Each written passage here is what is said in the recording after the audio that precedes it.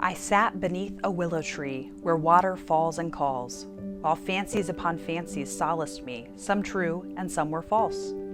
Who set their heart upon a hope that never comes to pass, droop in the end like fading heliotrope, the sun's wan-looking glass. Who set their will upon a whim, clung to through good and ill, are wrecked alike whether they sink or swim, or hit or miss their will. All things are vain that wax and wane, for which we waste our breath. Love only doth not wane, and is not vain. Love only outlives death.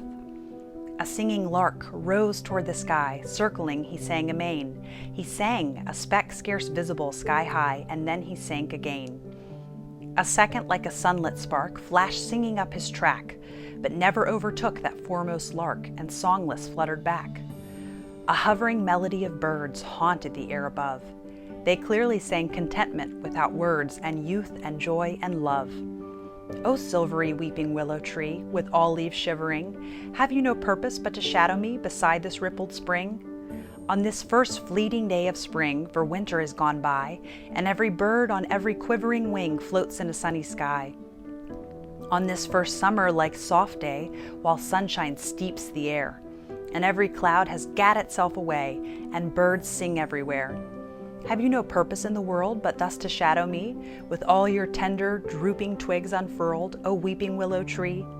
With all your tremulous leaves outspread betwixt me and the sun, while here I loiter on a mossy bed with half my work undone. My work undone that should be done at once with all my might, for after the long day and lingering sun comes the unworking night. This day is lapsing on its way, is lapsing out of sight, and after all the chances of the day comes the resourceless night. The weeping willow shook its head and stretched its shadow long.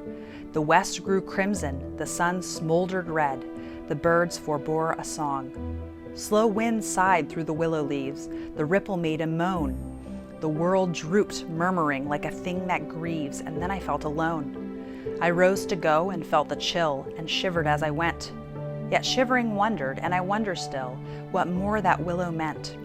That silvery weeping willow tree, with all leaves shivering, which spent one long day overshadowing me beside a spring in spring.